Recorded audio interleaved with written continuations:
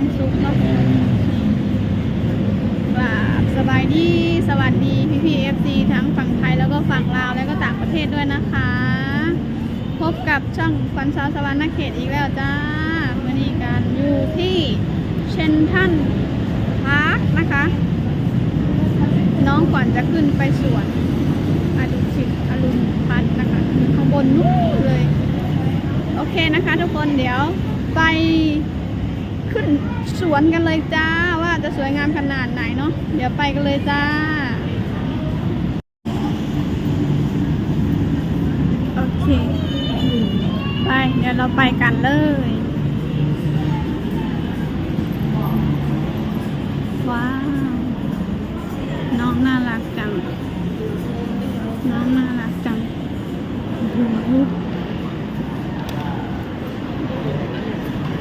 สำหรับใครที่เคยมานี่ก็ว่าปั๊บคือแบบว่าคนนี่ก็ไล่ตลอดนะทุกคนห่างนี่ค่ะคือนี่ชาติต่างชาติหรือว่านักท่องเที่ยวทุกประเทศนี่คือมาตลอดเนาะทุกคนเพราะว่ามันเป็นสถานที่ท่องเที่ยวอะไรก็เป็นสถานที่ที่นิยมกันมาเที่ยวหรือว่านิยมกันมาเรื่อยๆนะทุกคนน้องควันบอกเลยว่าถามมาเธอได้นี่คือแบบ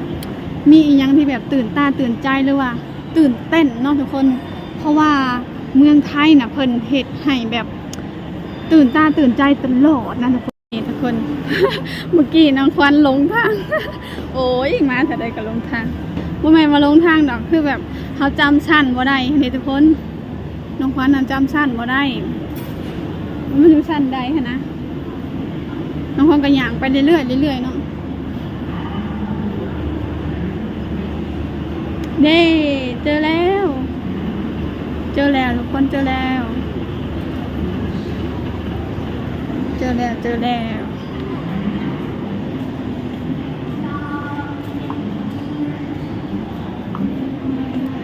อทางออกแล้วนี่ทางออกอยู่นี่โอ้ยเดี๋ยวสิหาเจอเนาะเจอว้าวเดี๋ยวเราไปดูไปรุ่นกันว่ามันสีสวยงามขนาดไหนเนาะเพราะว่าตอนใกล้สีอันปีใหม่แล้วเนาะน้องฟันกับบูว่าเพิ่นแบบได้ต่อเติมอีกอย่างแหน่ได้ตกแต่งอีกอย่างเพิ่มแหน่เนาะกะสิพี่FC หรือว่าพ่อแม่ทั้งบ้านได้เบิ่งได้ชมกันอีกเทื่อนึงเนาะว่าเป็นจังใด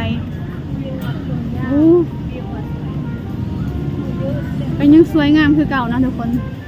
แต่ว่าเพิ่นบ่ได้ติดไฟคืออยู่ข้างล่างนะถ้าอยู่ข้างล่างคือเพิ่นสิติดไฟหลายเพิ่นสิติดไฟหลายแต่วันนี้คือบ่ได้ติดคือเพิ่นบ่ได้ติดไฟเนาะเพิ่นบ่ได้ติดไฟแต่ว่าก็มีคนร้ายคือเก่าก็ยังร้ายคือเก่าก็ยังคือคักคือเก่านะทุกคนบอกได้เลยว่าบ่มีหม่องใดที่จะสู่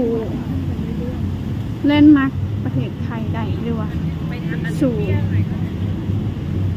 สถานที่ท่องเที่ยวที่สวยงามแบบนี้เนาะ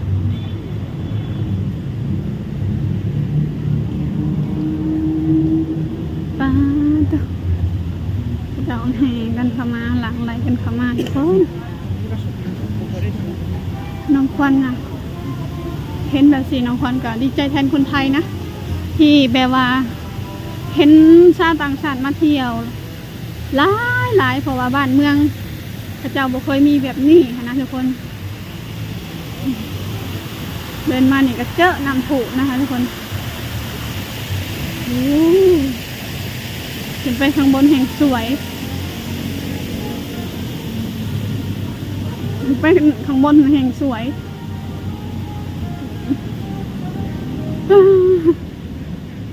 ยอดอะไรนี่น้องคนอย่างจนเมื่อยจุดนี้ก็จะเป็นจุดถ่ายรูปนะจุดถ่ายรูป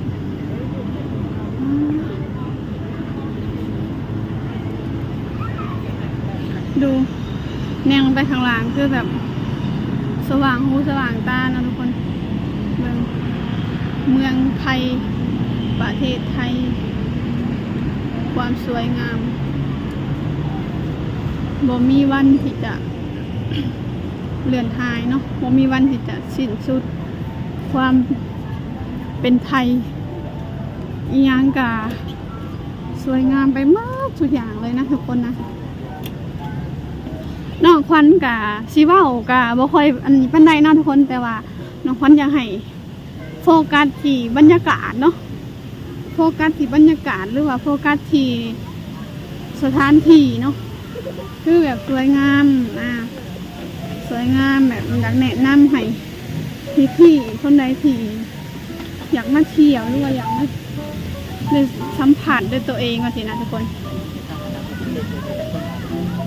บางคนก็อยากให้มาเห็นกับหูกับตาว่าสินะน่ารักนี่ก็สิเป็นสถานที่ที่ถ่ายรูปนะจุดนี้โอ้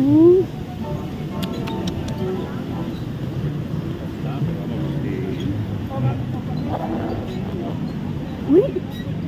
มีร้านขายของด้วยทุกคนโอ้เรามาตอนนั้นยังไม่มีนะแต่เรามาตอนนี้คือมีแล้วนะทุกคนขายกับข้าวขายน้ำสุดยอดขนาดอยู่บนลอยฟ้านะคะทุกคนขนาดอยู่สวนลอยฟ้านะยังมีร้านขายน้ำนะคะทุกคน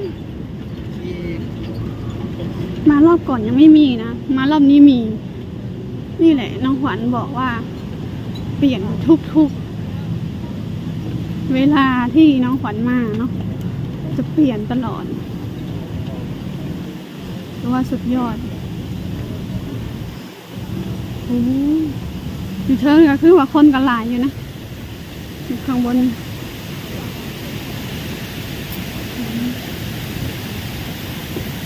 สุดยอด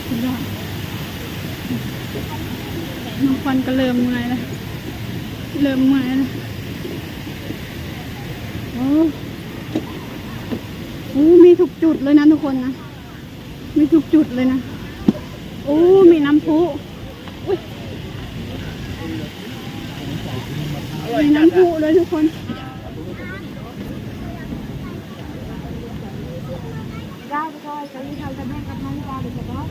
นี่กระจกน้ำพุโอ้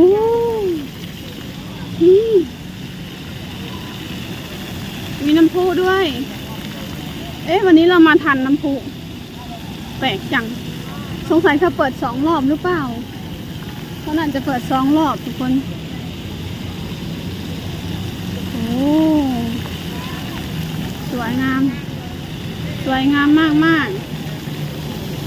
โอ้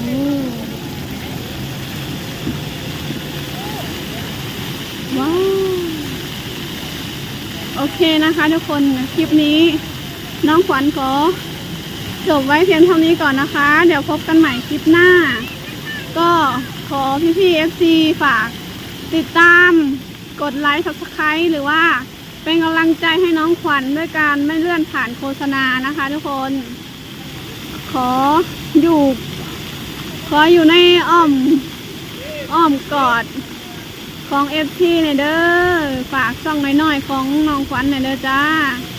ฝากช่องขวัญสาวสวรรค์นักเกตเนี่ยเด้อแต่ก็อย่าลืมเข้าไปติดตามช่องเพจเนาะเพจขวัญสาวลาวเนาะก็ฝากไปเป็นกำลังแรงใจให้น้องขวัญเนี่ยเด้อจ้าคลิปนี้น้องขวัญก็สิขอกล่าวคำว่า